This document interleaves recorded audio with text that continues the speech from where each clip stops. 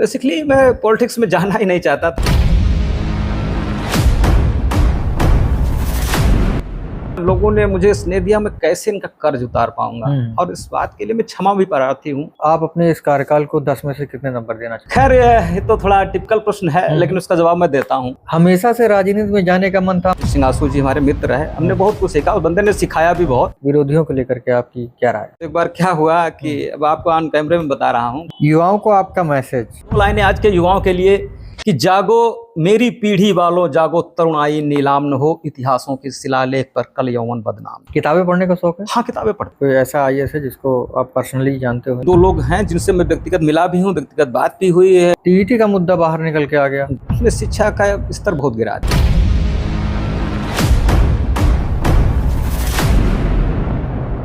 दूसरी बार में आप जो है आपकी हार हुई। हम जीत के उतना नहीं सीख पाए जितना हार के सीखे। राजनीति में विश्वास सबसे खराब चीज है। राजनीति में कोई अपना नहीं है, सिर्फ कुर्सी अपनी होती है। तो कैसे हैं चाचा जी? एकदम बढ़िया भैया। तो आज के पॉडकास्ट में मैं अपने चाचा जी से बहुत सारे प्रश्न पूछने वाला हूँ। पूरी लाइफ चाचा की कवर करूँगा कि आज जिस पद पे वो हैं और उन्होंने अभी तक क्या किया है, सारी बातें इस वीडियो में आने वाली हैं। तो चाचा, आप अपने बचपन के बारे में बताएं। बचपन आपका कैसा रहा और आपकी बचपन की पढ़ाई क्लास 1 से 5 तक जो है कहाँ से हुई? मैं अपने ही गांव में 1 से 3 क्लास यहीं पढ़ा, अपने गांव में प्राइमरी विद्यालय में। इसके बाद में चूँकि पिताजी हमारे टीचर थे गौसगंज में, तो फिर वो 13वां में रह के 3 से 5 तक की पढ़ाई वहाँ हमारी पूरी। फिर उसके बाद आपने? उसके बाद में फिर हम लोग अपने ही गांव में अपने यहीं शिफ्ट हो गए। उसके बाद में 6 से 12 तक की पढ़ाई गौसगंज पीवीआर इंटर कॉलेज से हमारी पूरी। तो चाचा जी, आप जो है अपने पिताजी के अकेले लड़के हैं, तो बचपन में घर के सारे प्यार के हकदार भी आप थे या फिर सारी डांट भी आपके जेब में आती थी? थोड़ा अलग ही किस्म के रहे हम। और मस्त मौला, तो कभी बहुत डांट नहीं पड़ी, बहुत ज़्यादा दबाव नहीं रहा। हाँ, पूरा स्नेह मिला हमें परिवार का। पिताजी अध्यापक थे, कभी ऐसा हुआ कि क्लासरूम में डांट खाते थे और घर आकर भी वही चीज़ होती थी क्या कभी? पिताजी शिक्षक थे, लेकिन कभी वो हमारे क्लास के टीचर नहीं रहे। अच्छा। चूँकि उस विद्यालय में वो पढ़ाते थे और हमको उन्होंने कभी नहीं पढ़ाया। पढ़ाया भी तो प्यार से ही पढ़ाया, कभी डांट फटकार नहीं पड़ी। परिवार की उम्मीदों का बोझ कभी लगा कि ये सुपर हीरो वाला रोल है?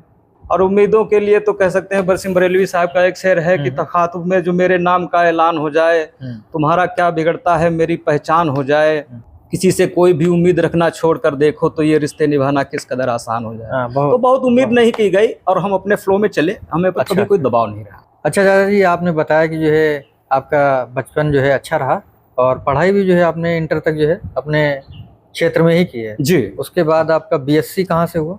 बीएससी या बीए? बीएससी नहीं, एक्चुअली मैंने बीए किया था। अच्छा। केकेसी विद्यालय से। अच्छा। हाँ, 1997 में किया था।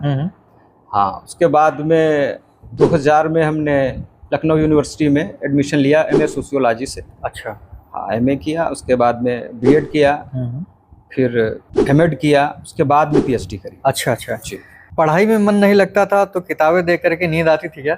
पढ़ाई में सही पूछो तो कभी मन ही नहीं लगा। हाँ, पढ़ने में हम बहुत ज़्यादा अच्छे नहीं थे। अच्छा। हाँ, मीडियम क्लास थे, लेकिन ऐसा नहीं था कि मुझे बहुत पढ़ने का शौक था। पढ़ने का शौक नहीं रहा। लखनऊ यूनिवर्सिटी के दिनों में क्या फेमस था, आपका लुक या आपकी पढ़ाई? पढ़ने में मैंने बताया कि बहुत अच्छा नहीं थे, लेकिन हाँ थोड़ा सा शुरू से मेरा ऐसा रहा कि अलग दिखने का रहता था। तो यूनिवर्सिटी में अपने हॉस्टल छात्रावास में रहते तो थोड़ा सा अलग ही दिखने का प्रयास रहा। तो मतलब कहें कि चाचा जी का जो लुक है वो जो है काफ़ी ज़्यादा जो है फेमस हुआ जी। और वैसे भी चाचा जी है हम लोगों के लिए आइकन है। जब भी चाचा जी निकलते तो लगता है वाकई में जो है एक अच्छी पर्सनालिटी जा रही है। और वैसे में मानूँ तो जो है ऋतिक रोशन जो है बिल्कुल चाचा जी जैसे लगते हैं। धन्यवाद। मेरे मन में आता है जब भी चाचा जी को देखता हूँ तो एक वही हीरो आता है जो ऋतिक रोशन। तो अगला प्रश्न चाचा जी आपसे, यूनिवर्सिटी में कोई ऐसा किस्सा जो आज भी याद हो और हंसी आती हो? बहुत सारे किस्से हैं। अच्छा। और मैं तो कहता हूँ कि व्यक्ति को जीवन में एक बार छात्रावास में जरूर रहना चाहिए। मैं ये नहीं कहता हूँ यूनिवर्सिटी का हो, मेडिकल का हो, इंजीनियरिंग का हो, किसी भी क्षेत्र का हो, बीए का हो, लेकिन छात्रावास में रह के आदमी को सीखने को बहुत मिलता है हर चीज़ में। तो हम 3-4 लोग हॉस्टलर थे, अपने क्लास बगल में रहते थे। तो एक बार क्या हुआ कि अब आपको ऑन कैमरे में बता रहा हूँ कि होली थी, हम लोग घर जाने वाले थे, 2 दिन बचा था। तो ये हुआ, यूनिवर्सिटी से हम लोग टहलते टहलते वॉकिंग डिस्टेंस पे था परिवर्तन चौक, तो अब तो खैर नहीं है। वहाँ पे एक चाची थी, वो ठंडई लगाती थी। तो हम लोग 4 लोग गए कि हमारे महोबा के बड़े भाई थे, हम लोगों के सीनियर थे, और एक परिहार जी थे, वो हमारे क्लासमेट थे, और एक औरत थे। 4 लोग हम लोग गए। तो अच्छा। जो हाँ वो बड़े थे, वो मजाक में हमसे गुरुजी हम लोग कहते थे उनसे। तो हम लोगों से कहे कि अच्छा ऐसा है कि जो ठंडाई पिएगा उसको हम जो है पेड़े खिलाएंगे। अच्छा अच्छा। तो मजाक में हम लोगों ने 2-2 गिलास ठंडाई पी, उसके बाद से पेड़े खिला दिए। अब भांग की ठंडाई थी, पीने के बाद में मीठा खा लिया तो और नशा हो गया हम लोगों को। तो वापस आए हम लोग 2 नंबर गेट पे। अब तो नहीं है खैर, वहाँ पे पहले फल लगाते थे, बहुत सारे फल लगते थे लाइन से। तो हम लोगों ने वहाँ पे खरबूजा भी खा लिया। फिर जब हॉस्टल पहुंचे तो इतना नशा हो गया, हम लोगों को समझ में नहीं आ रहा। फिर वो हम लोगों को एक कमरे में बंद कर दिए। हाँ, वो वाकया सोच के आज भी कभी कभी बहुत हंसी आती है। हाँ, तो ऐसे वाकया जो है चलते रहते हैं। बहुत ही अलग था। बिल्कुल सही बात है। चाचा जी ने जैसे बताया कि अगर आपको विद्यार्थी जीवन के बारे में जानना है तो आपको हॉस्टल में रहना चाहिए। हर क्षेत्र में अगर जिसमें सीखना चाहें, हाँ, सब जगह वहाँ से सीखने को मिल जाएगा। बहुत कुछ सीखने को। अच्छा चाचा जी, वर्तमान में आप अध्यापक हैं, तो उसी को लेकर के प्रश्न है। अध्यापक बनने के बाद पहली क्लास में आपको ज्यादा डर लगा कि बच्चों को ज्यादा डर लगा?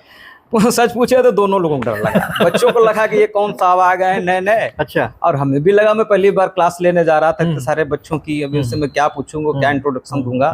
तो दोनों लोग अपने अपने में डरे हुए थे। अच्छा अच्छा। कुछ दिन तो हम लोगों ने इंट्रोडक्शन ही किया। अच्छा अच्छा। हाँ, वैसे मुझे लगता है बच्चों के साथ आपका जो है लगाव काफी होगा। हाँ, बहुत इंटीमेसी है। बच्चे हमको बहुत अप्रिशिएट करते हैं, बहुत पसंद करते हैं अभी भी। बच्चों को पढ़ाते वक्त कभी लगा कि ये तो वही हाल है जो मेरा हुआ करता था? नहीं, खैर ऐसा नहीं, लेकिन कभी कभी सोच लेता हूँ, जब पीछे बैठे होते हैं बच्चे और जब कुछ पूछते हैं तो वो सर झुका लेते हैं, छुपा लेते हैं, तो मुझे अपनी याद आ जाती है। हम लोग भी कभी कभी कुछ प्रश्न नहीं पता होते थे, तो जब शिक्षक पूछते थे तो ऐसे झुका लेते थे, सर कहीं हम ही से न पूछते हैं। अच्छा। तो वो कभी कभी वाकया याद आ जाता है अपना। आपके जीवन का सबसे आदर्श शिक्षक कौन है, या मतलब ऐसी कौन सी पर्सनालिटी है जो आइकॉनिक है आपके लिए किसी भी क्षेत्र में? हाँ, किसी भी क्षेत्र में। खैर ये तो थोड़ा टिपिकल प्रश्न है, लेकिन उसका जवाब मैं देता हूँ। शिक्षकों से खैर हमने बहुत नहीं सीखा। जब मैं विश्वविद्यालय में 2000 में गया तो हमारे एक मित्र थे, तो वही हमको ले गए, एडमिशन भी कराया। तो जब मैं वहाँ पे पहुँचा तो अब तो खैर उनकी पर्सनालिटी, उनका प्रोफाइल अलग हो गया है। अच्छा। तो वो हमारे मित्र थे, अच्छे मित्र थे, अभी भी हैं, मित्र हैं। तो उनसे मैंने बहुत कुछ सीखा। जैसे कहते हैं ना, वो फ्रेंड, फिलोसफर, गाइड, तीनों चीजें थे। मोटिवेशनल भी थे, एक दोस्त भी थे, एक अच्छे गुरु भी थे। उस बंदे ने मुझे बहुत कुछ सिखाया। हाँ, और कहें तो मैं नाम भी बता देता हूँ। अभी तो विधायक हैं अपने यहाँ से, और श्री सिंहासू जी हमारे मित्र है। हमने बहुत कुछ सीखा, उस बंदे ने सिखाया भी बहुत, और हम दोनों लोगों ने मिलके बहुत कुछ चीजें सीखी। वो हमारे लिए एक आइडियल है।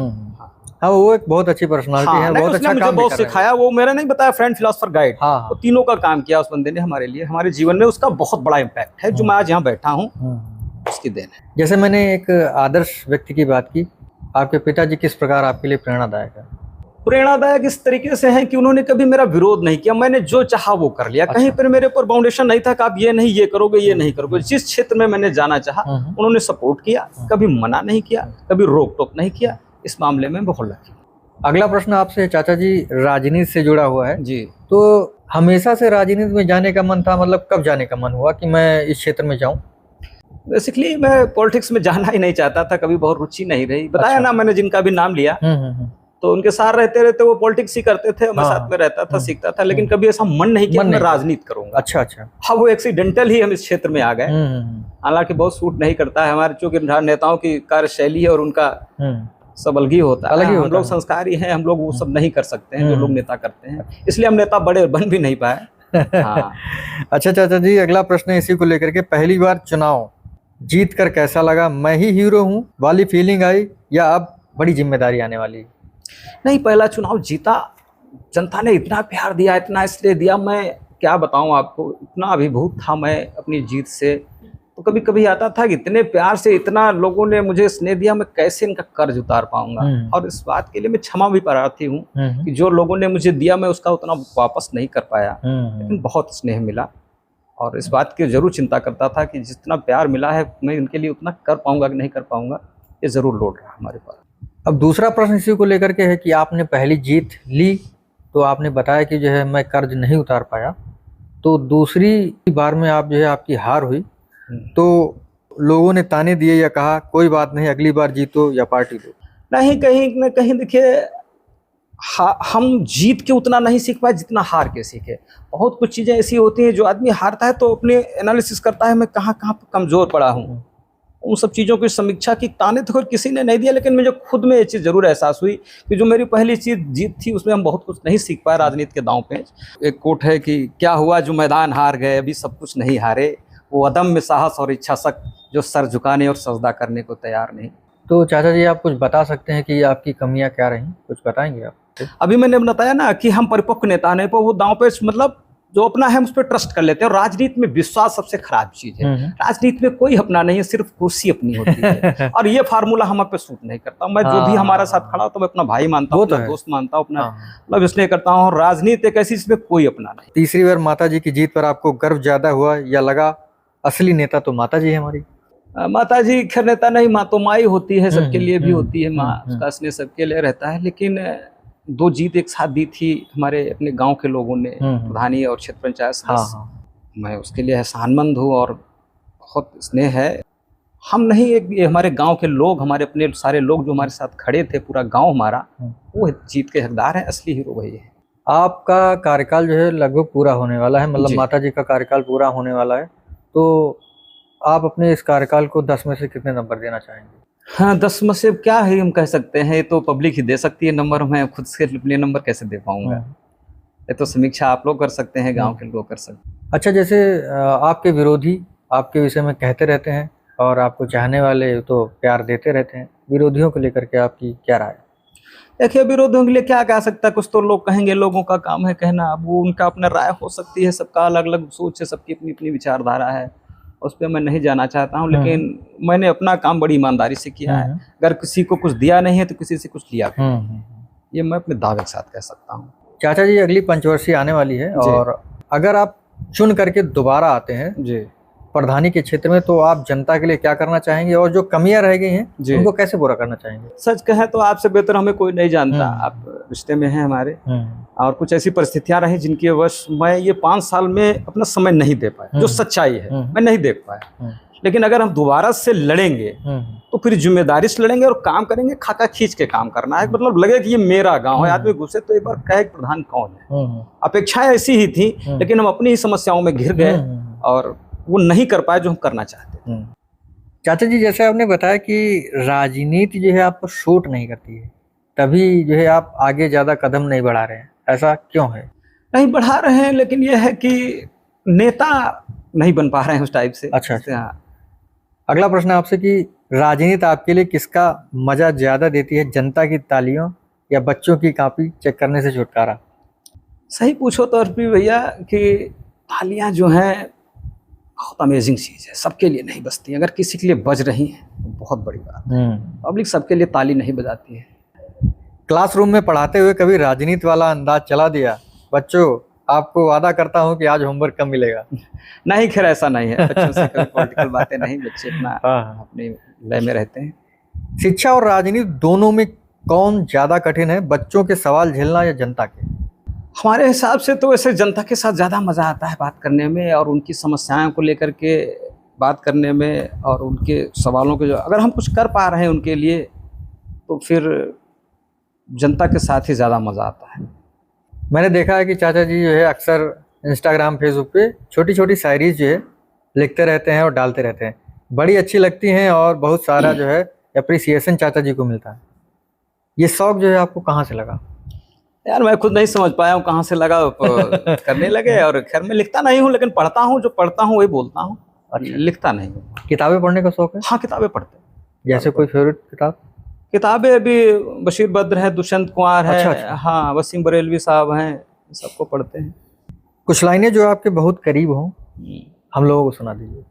अब चूंकि ऐसा मंच है और इसी पे एक है, क्योंकि आजकल मीडिया को भी बहुत लोग पूछते हैं कि गोदी मीडिया और या कलम, प्रिंट मीडिया और इलेक्ट्रॉनिक, सबके लिए बोला जाता है। इसी पे मैं काफी दिन से बोलना भी चाह रहा था, फिर आपने मंच भी दिया, इसके लिए धन्यवाद। इसी पे मैं बोलता हूँ कि हरिओम पवार जी की कुछ एक कविता है कि जागो कलम पुरोधा जागो, मौसम का मजनून लिखो, चंबल की बागी बंदूकों को ही अब कानून लिखो, हर मजहब के लंबे लंबे खून सने नाखून लिखो, गलियां गलियां बस्ती बस्ती धुआं गोलियां खून लिखो।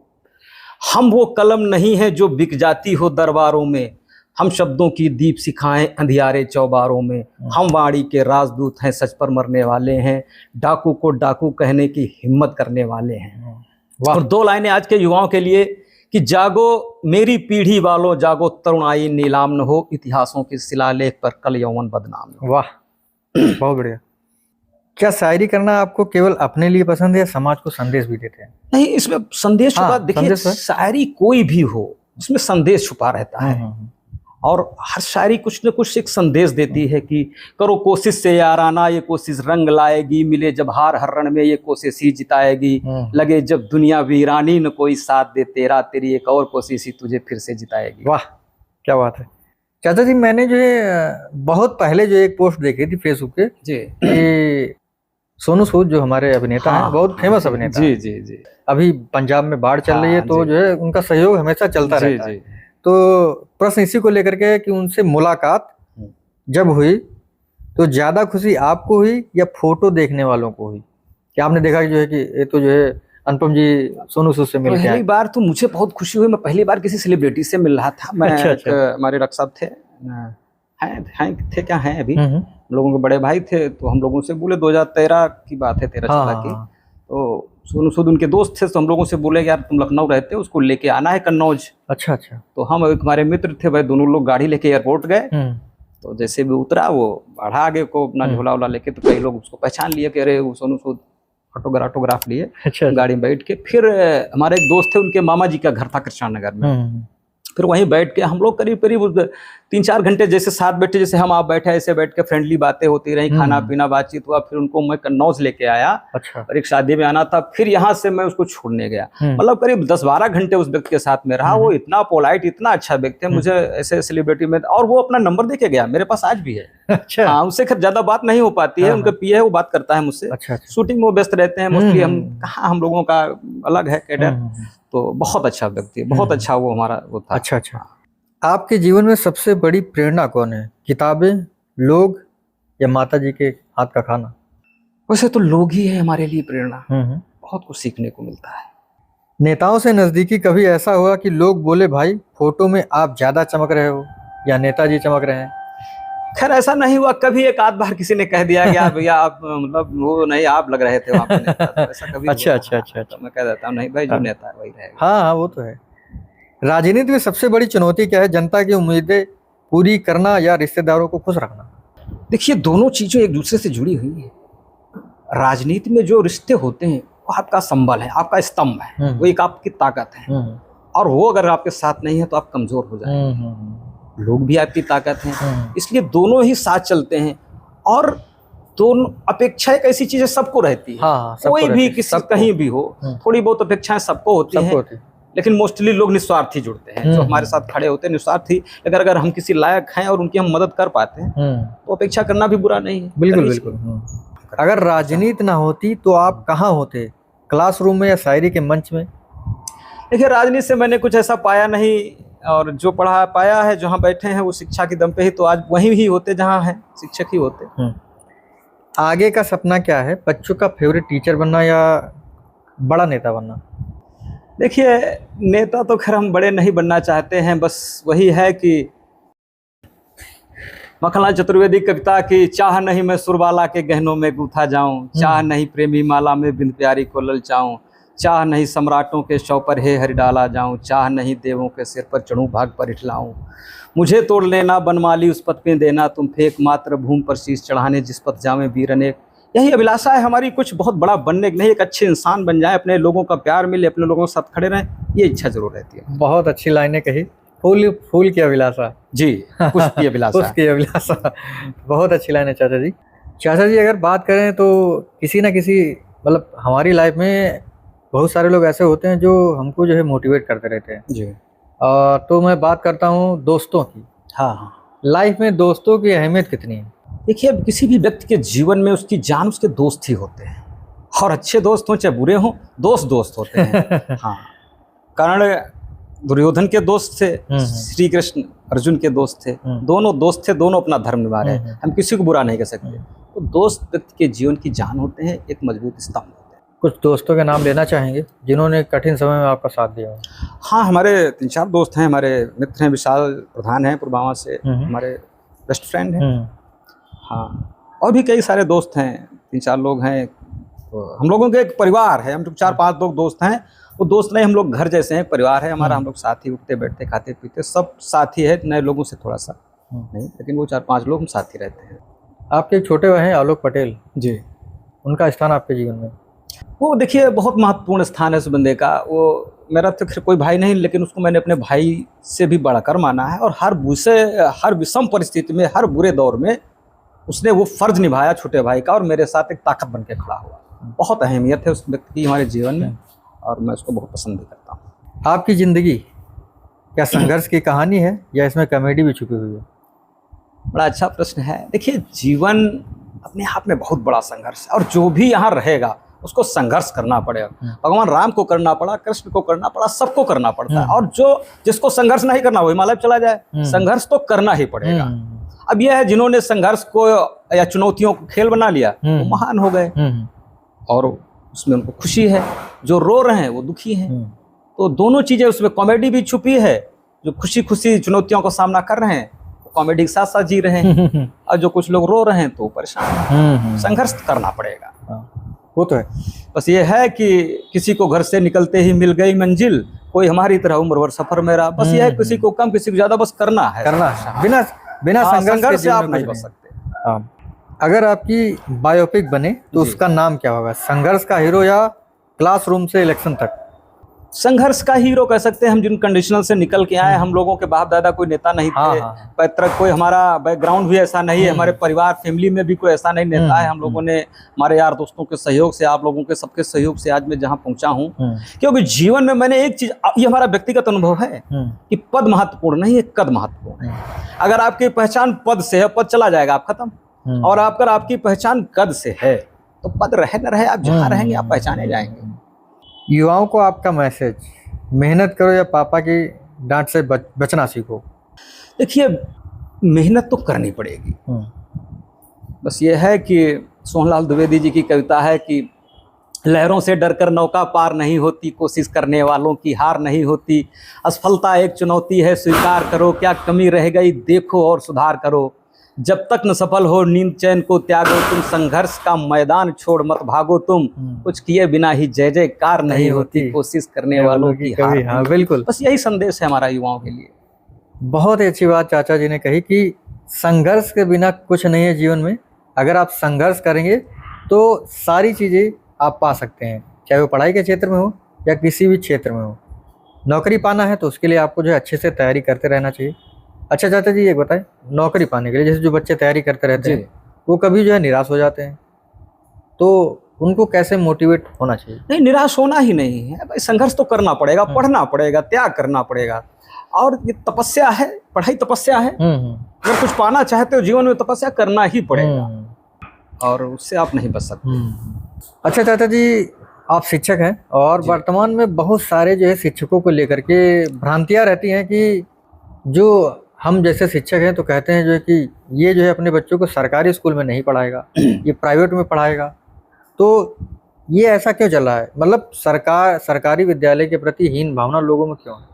ये एक मिसकंसेप्शन है। इसके बारे में क्या कहा जा सकता है कि स्कूल, हम लोग तो बेसिक से ही पढ़ के आए।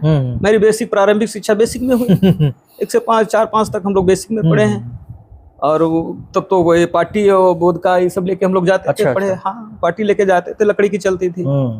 तो अब ये है, चेंज हुआ है। प्राइवेट स्कूलों की इस तरीके से बाढ़ आ गई तो उनको लगता है हम इतने बड़े स्कूल में पढ़ाएंगे, डीपीएस में पढ़ाएंगे, एलपीएस में पढ़ाएंगे तो बच्चे हमारे बड़े। ऐसा कुछ नहीं। आज हमारे क्षेत्र में जो आईएएस बने हैं सब बेसिक के पढ़े हुए हैं, आप पता करिए, सब बेसिक के हैं। ये मिसकंसेप्शन, इसको तोड़ना पड़ेगा। बच्चा अगर पढ़ने में ठीक है, उसको सही गाइडेंस है, उसको सही मोटिवेशन है, वो पढ़ेगा। ऐसा नहीं है कि वो प्राइमरी का बच्चा नहीं पढ़ेगा। जितने भी आईएएस बने हैं आज अपने क्षेत्र से सब बेसिक, सारे बेसिक लगभग। जैसे अपने क्षेत्र से कोई ऐसा आईएएस है जिसको आप पर्सनली जानते हो या मुलाकात होती रहती है? हाँ, पर्सनली तो देखिए कई लोग हैं, तो लेकिन 2 लोग हैं जिनसे मैं व्यक्तिगत मिला भी हूँ, व्यक्तिगत बात भी हुई है। और एक तो हमारे विधायक जी के भाई गौरव हैं, उनसे जूनियर था और छोटे भाई की तरह है, मतलब मिलता है तो ऐसा नहीं मुझे कभी लगा कि वो जिलाधिकारी है, IAS है, जो बड़े भाई का स्नेह देता है। एक लड़का हुआ था 17-18 में, शैलेश राठौर, और मैं उसकी कितनी तारीफ करूं। वो बंदा मुझे, जो मैं पहला चुनाव लड़ा था तो नया गांव क्षेत्र मेरे गांव में आता था, मैं गया था, और उसने भी जीवन में बहुत संघर्ष किया। पिताजी उसके दुकान चलाते थे छोटी सी, तो एक कार्यक्रम हुआ था उसका सम्मान समारोह, बैठा था, उसने मुझे दूर से देख लिया, पहचान गया कि भैया आप चुनाव लड़े थे। हमने कहा हाँ। तो आया, उसके फिर माता पिता जानते थे, उनके पैर से सम्मान किया, तो वो मिला और इतने अच्छे से मिला। वो उसना नंबर दे के गया, हमको दिया, सबको दिया, कहना भैया मैं ये अपना नंबर है और हमेशा रहेगा। अच्छा, आज भी उसके पास वही नंबर है। आप समझिए, नहीं तो लोग कुछ बन जाते हैं, नंबर बदल देते हैं। आज 8 साल हो गया है, 9 साल, आज भी उसके पास वो नंबर है, और नंबर पे रिस्पॉन्स करता मैं बात करता हूँ। हाँ, ऐसे भी लोग हैं। हाँ, अच्छा है, बहुत अच्छा है। अच्छा चाचा जी, जैसे बहुत सारी इस समय जो है मतलब बातें चलती रहती हैं कि स्कूल मर्जर है, स्कूल को बंद कर देना चाहिए, और सरप्लस है तो टीचर को इधर से उधर फेंक देना चाहिए। टीईटी का मुद्दा बाहर निकल के आ गया जी, कि मतलब जो बूढ़ा है वो भी टीईटी पास करे, जवान है वो भी टीईटी पास करे, तो इस पर क्या कहना चाहेंगे? देखिए, शिक्षा का प्रयोग जो है, उसने शिक्षा का स्तर बहुत गिरा दिया है। इतने सारे प्रयोग होते हैं, वो भी सब बेसिक पे सारे प्रयोग होते हैं। देखिए, जैसे टेट पे बात हो रही है, तो टेट में जब लोग कोर्ट गए थे, उन्होंने कहा प्रमोशन के लिए टेट अनिवार्य है, तो उन्हीं के लिए अनिवार्य करना चाहिए जिनको प्रमोशन चाहिए। या आप कह देते आप टेट नहीं है तो आपको प्रमोशन नहीं मिलेगा, बात खत्म हो जाए। उसको इतना बड़ा वो बना दिया गया इशू कि अब जो 50 साल का हो गया वो कहाँ से टेट निकाल पाएगा, संभव ही नहीं है। उसको अपने बच्चों की चिंता, वो बच्चों को पढ़ाए या खुद पढ़े, संभव ही नहीं। ये सारी चीजें प्रैक्टिकल नहीं है। और मर्जर की बात रही, कुछ ऐसे मूलभूत चीजें हैं जो विद्यालय सिस्टम में सुधार होने चाहिए। तो उस पर मैं तो ये चाहता हूँ कि सरकार को, जो पुराने शिक्षक हैं या वर्तमान में शिक्षक हैं, हर जिले से 5-5, 7-7 जो अच्छे शिक्षक हैं उनको बुलाएं, उनकी एक कमेटी बनाएं, उनसे एक सुझाव लें कि क्या इसमें मूलभूत जरूरतें हैं और क्या इसमें सुधार होने चाहिए। और शिक्षक ही बता पाएगा कि इसमें क्या सुधार होगा। कोई IAS नहीं बता पाएगा इसमें सुधार कहाँ से होगा, विद्यालय कैसे चलेंगे। आप शिक्षक को बना दीजिए डायरेक्टर, अभी देखिए सुधर जाएगी व्यवस्था। बिल्कुल सही बात है, चाचा जी ने जो कहा बिल्कुल सही कहा, क्योंकि जमीनी स्तर से जुड़ा हुआ शिक्षक ही है, वो विद्यालय जाता है तो उसको पता है कि यहाँ पर कमियां क्या हैं। हाँ, उसको पता है कि हम उनके विचरण में कहाँ ड्रॉबैक्स है, क्या कमियां, वो सुधारेगा। तो अगर जो कमेटी बने तो उसमें शिक्षक अगर जुड़ा रहेगा, शिक्षक वो अपनी देगा अपने कि ये सुधार होने चाहिए, और सरकार उसको प्रायोरिटी पे करे, निश्चित सुधार होगा, बच्चे बेसिक में पढ़ेंगे। जैसे बहुत सारे हम लोग देखते हैं नवोदय में हो जाता है, ये बहुत सारी जो है परीक्षाएं चलती रहती है, आगे बच्चे पहुंच जाते हैं। हाँ, पहुंच जाते हैं। अच्छा चाचा जी, अब हम लोग अंतिम सवाल की ओर पहुंचने वाले हैं। जाते जाते जो है कुछ जो है लाइनें हमें सुना दीजिए, क्योंकि समय बहुत कीमती है और मैं आपका कीमती समय ले रहा हूँ। कुछ लाइनें सुना दीजिए। चलो एक ऐसे सुना देते हैं। चिराग देखकर मेरे मचल रही है हवा, बहुत दिनों से बहुत तेज चल रही है हवा, और बना रहे हैं जो किस्से मेरी तबाही के, उन्हें खबर ही नहीं रुख बदल रही है। वाह। तो चाचा जी, आपको मेरे साथ बात करके कैसा लगा? देखिए, बड़ा अच्छा लगा, और आपने ऐसा सेटअप बनाया और ऐसे माहौल में ग्रामीण प्रवेश में रह करके इस तरीके से अपना पूरा तैयार करना, क्वेश्चन पूछना और पूरा बनाना और पूछना, अपने आप को व्यस्त रखने, ऐसे में मतलब अमेजिंग, बहुत अच्छा लगा। तो उम्मीद है आपको ये पॉडकास्ट अच्छा लगा होगा, कुछ खट्टी मीठी बातें आपको लगी होंगी, प्रेरणादायक चीज़ें आपको मिली होंगी, और अगर आपको कुछ भी अच्छा लगा हो तो लाइक करिएगा, शेयर करिएगा, और मिलेंगे आपसे अगली वीडियो में। तब तक के लिए जय हिंद, जय भारत, थैंक यू।